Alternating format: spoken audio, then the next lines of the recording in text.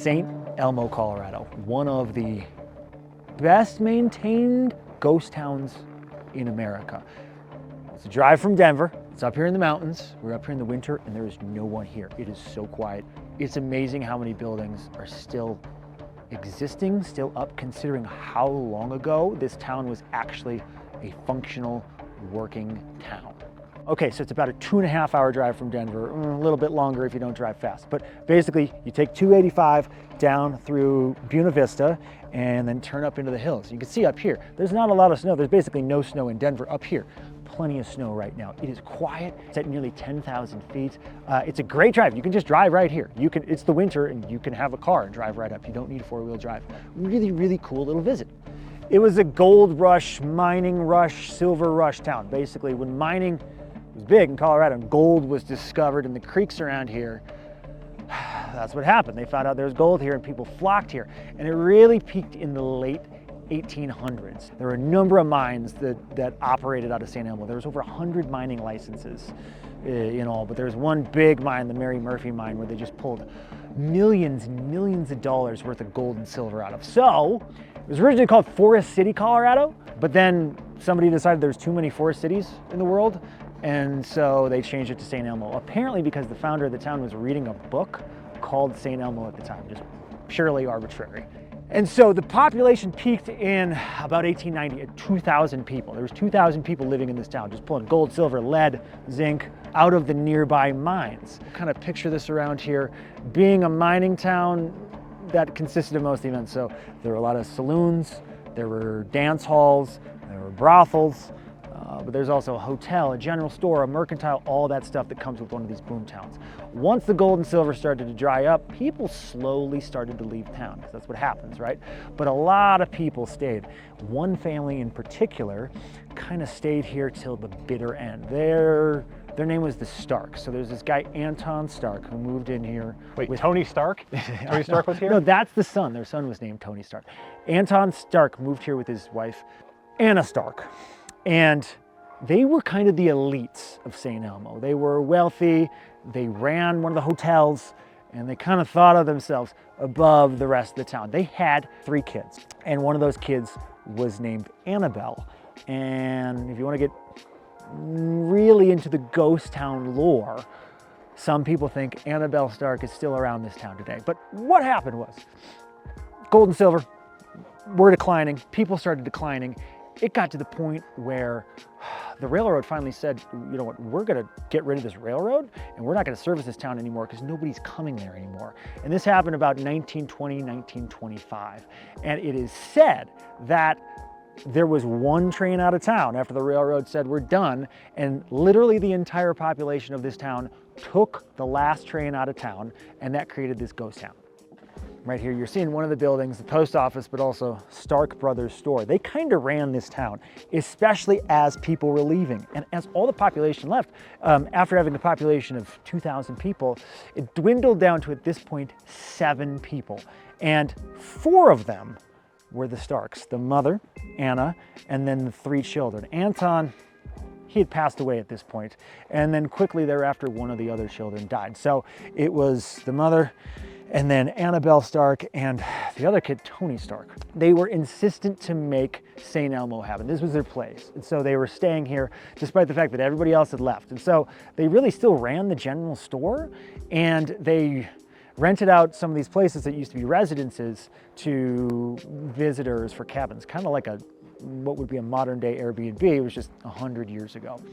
Then, as happened in that time, the mother, Anna Stark, passed away, leaving just the 2 children, Annabelle and Tony Stark, here, and they continued to run the town. They were older now, but they were still children, and they were basically running the town of St. Elmo, running the general store, despite the fact that no one really was here. Legend has it that Annabelle Stark, because she was so protective over St. Elmo, would patrol this very street right here with a shotgun and a pistol at night to make sure nobody was vandalizing or doing anything nefarious. They'd had a rough life, Tony and and Annabelle, and their mother was very strict, so they were really, really kept. They weren't really allowed to have friends or play with anybody else or socialize, so they had a rough life. And then staying here after the town collapsed, I think, took a toll on them. So eventually they were moved to a mental institution where they eventually both died. The town of St. Elmo, which they owned the majority of, then was transferred to the care of a friend, and now it's mostly maintained by historical societies and some other private ownership. You can see these buildings. It's super well maintained. Like, you just drive up here, very accessible from town, and it's really just a bunch of old buildings that are cool to look at.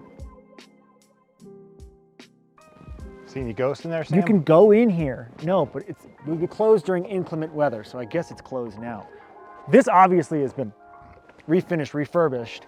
So this is the old schoolhouse, and it's actually very well maintained, and it's kind of a little visitor center inside. Now, it's not open because basically the only things that are open in St. Elmo are open during the summer months. There is also a mercantile that is still run during the summer months, and a little bed and breakfast here. Apparently, there's still a handful of residents who live in St. Elmo. Don't know where they are, who they are, but we might try to find them. If you really want to get into St. Elmo lore, like I said before, many say that one resident from the heyday of St. Elmo still lives here.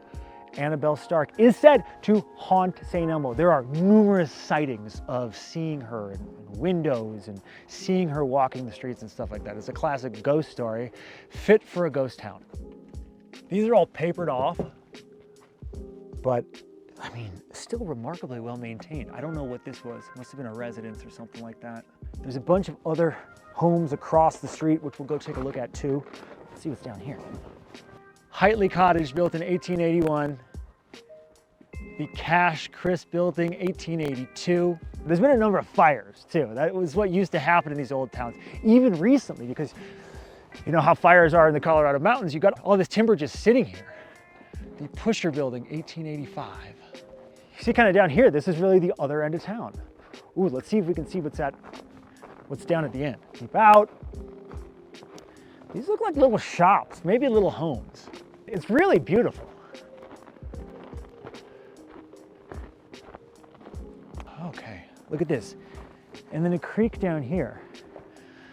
God, it's beautiful up here. Now, this is a place people would like to come to stay, but you can see, like, in the 1930s, like, being remote wasn't a good thing. It wasn't this novelty. It was, you could die if you were too remote. And so I see why the whole vacation rental thing didn't work out long term.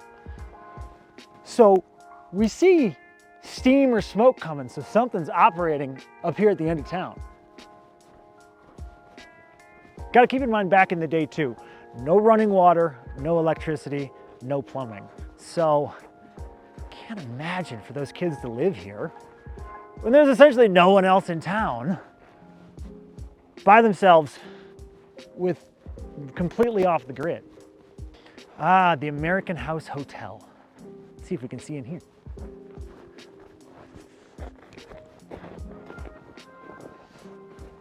Do not play with doorknob, fragile. All closed buildings closed. Do not jiggle doorknobs, they're old and tired. Oh my God.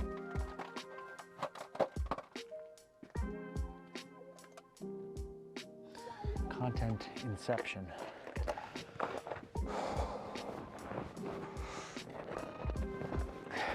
Land for sale. Sinking. Weird, the address is 25880. How about just like 2? Yeah. Like 2 St. Elmo. 2. St. Elmo's fire. So this was apparently the fire station right here. But this is important to point out because, like I said, there were a few fires that burned down part of St. Elmo. Not to be confused with the film by the same name, St. Elmo's Fire. That film actually has nothing to do with this town. It was set in like Washington, D.C. or something. Okay, so down here at this end of town, the first end you come into from the west, these are the only two, I believe, still functioning buildings. So we have the St. Elmo's General Store, closed for the season, naturally.